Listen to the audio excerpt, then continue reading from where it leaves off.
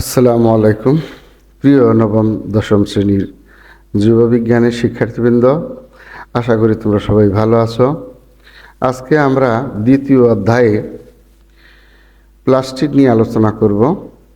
আবিষ্কার: বিজ্ঞানী Ernst Haeckel 1866 সালে সর্বপ্রথম উদ্ভিদ কোষের গুরুত্বপূর্ণ অঙ্গাণু প্লাস্টিড আবিষ্কার করেন।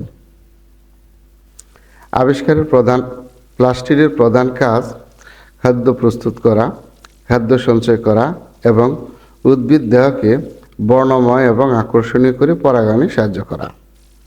আমরা এখন প্লাস্টিডের গঠন দেখব। প্লাস্টিডের বাইরের অংশে দুটি ঝিল্লি থাকে। ঝিল্লি মানে পর্দা, অর্থাৎ বাইরের দিকে পর্দা থাকে এবং অভ্যন্তরের দিকে পর্দা থাকে। এই দুটোকে বাইরের ঝিল্লি এবং অভ্যন্তরীণ ঝিল্লি বলে। প্লাস্টিডের অভ্যন্তরের তরল অংশ হলো স্ট্রোমা। এই যে প্লাস্টিডের ভিতরে আমরা ওই হালকা হলুদ বর্ণের যেগুলো দেখতেছি, এগুলো তরল পদার্থ, এইগুলোকে স্ট্রোমা বলে। এই স্ট্রোমার মধ্যে প্লাস্টিডের অন্যান্য অংশগুলো অবস্থান করে। স্ট্রোমায় বিভিন্ন এনজাইম থাকে যা প্লাস্টিডের কার্যকলাপে সাহায্য করে। এবার আসো দেখি থাইলাকয়েড থাকে। থাইলাকয়েডটাকে একটু জেনে নেই। থাইলাকয়েড এটি প্লাস্টিডের একটি বিশেষ অঙ্গাণু যা স্ট্রোমার মধ্যে অবস্থিত। দেখো, এই যে চাকতি অর্থাৎ বিভিন্ন ধরনের কয়েন আছে, ধরো 1 টাকার কয়েন একটার পর একটা রাখলে যেরকম স্তূপ হয়, এরকম প্রত্যেকটা অংশই একটি থাইলাকয়েড। এরা একত্রিত হয়ে গঠন করে গ্রানা। তার মানে এই যে স্তূপগুলো দেখতেছো, প্রত্যেকটি এটা একটা গ্রানা, এটা একটা গ্রানা, এটা একটা গ্রানা, এটা একটা গ্রানা, এটা একটা গ্রানা, এটা একটা গ্রানা, যা এক ধরনের স্তূপ বা স্তূপের মতো দেখতে। এটি ক্লোরোপ্লাস্টের সবচেয়ে গুরুত্বপূর্ণ অংশ, কারণ এটি ফটোসিনথেসিস প্রক্রিয়ার জন্য দায়ী। অর্থাৎ এর মধ্যেই সালোক সংশ্লেষণের জন্য প্রয়োজনীয় রাসায়নিক পদার্থ অবস্থান করে, যা সূর্যের আলোর সাহায্যে এরা শর্করাজাত খাদ্য তৈরি করে। এই প্লাস্টিড 3 ধরনের: ক্লোরোপ্লাস্ট, ক্রোমোপ্লাস্ট এবং লিউকোপ্লাস্ট। ক্লোরোপ্লাস্ট সবুজ রঙের প্লাস্টিডকে ক্লোরোপ্লাস্ট বলে। পাতা, কচিকাণ্ড ও অন্যান্য সবুজ অংশে এদের পাওয়া যায়। প্লাস্টিডের গ্রানা অংশ সূর্যালোককে আবদ্ধ করে রাসায়নিক শক্তিতে রূপান্তরিত করে। তার মানে এই গ্রানা অংশে সৌরশক্তিকে রাসায়নিক শক্তিতে রূপান্তরিত করে।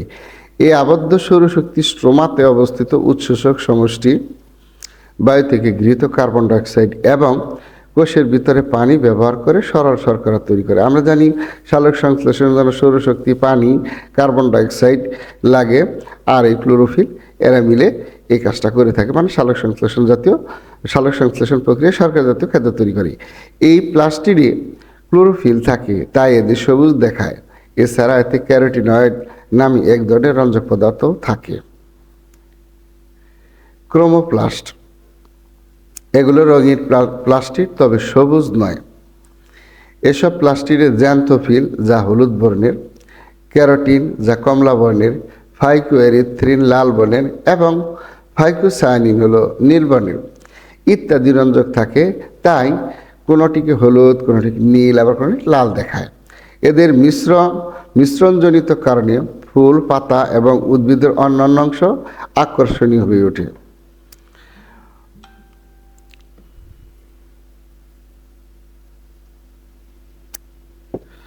রঙিন ফুল, পাতা ও গাজরের মূলে এদের পাওয়া যায়। ফুলকে আকর্ষণীয় করে পরাগায়নে সাহায্য করে এদের প্রধান কাজ। আমরা যে বিভিন্ন ধরনের ফুল দেখি, তা তো সবগুলোই একই রঙের না, ভিন্ন রঙের হয়ে থাকে। এর কারণ হলো এই ক্রোমোপ্লাস্ট। এরা বিভিন্ন ধরনের রঞ্জক পদার্থ সংশ্লেষণ করে জমা করে রাখে। লিউকোপ্লাস্ট যেসব প্লাস্টিডে কোনো রঞ্জক পদার্থ থাকে না, তাদের লিউকোপ্লাস্ট বলে। যেসব কোষে সূর্যের আলো পৌঁছায় না, যেমন ভ্রূণ, মূল, জনন কোষ ইত্যাদি, এখানে কোনোদিন সূর্যের আলো পৌঁছায় না, সেখানে এদের পাওয়া যায়। তাছাড়াও দেখো, আমরা যখন বাঁধাকপির মাঝখানের অংশ, অর্থাৎ বাঁধাকপিটা কাটা হয়, তার মাঝখানেও কিন্তু আমরা সাদা দেখি, কারণ ওখানে সূর্যের আলো পৌঁছায় না। তাছাড়াও আমরা যদি কোনো ঘাসকে যদি ইট বা কোনো কিছু দিয়ে চাপা দিয়ে রাখি, কিছুদিন পরে দেখা যাবে সেটা সাদা হয়ে গেছে। এর কারণ কি? সূর্যের আলো না পৌঁছাইলে এগুলো সাদা হয়ে যাবে। এদের প্রধান কাজ হলো খাদ্য সঞ্চয় করা।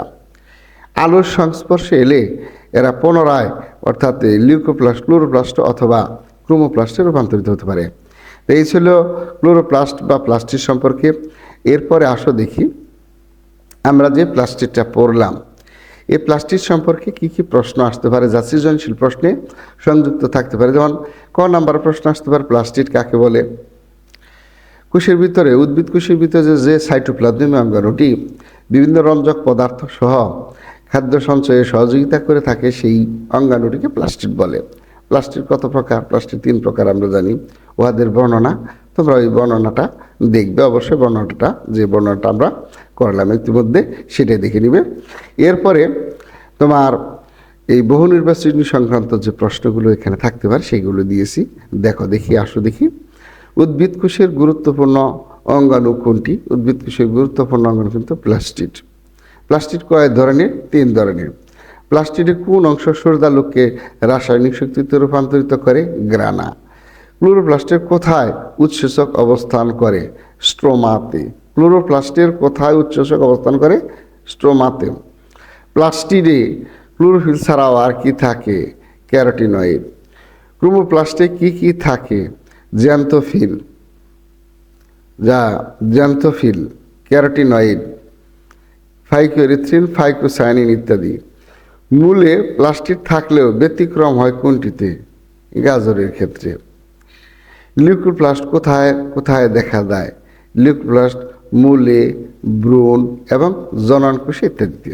লিউকোপ্লাস্টের জননকোষ হবে আর কি, জননকোষে। লিউকোপ্লাস্টের প্রধান কাজ কি?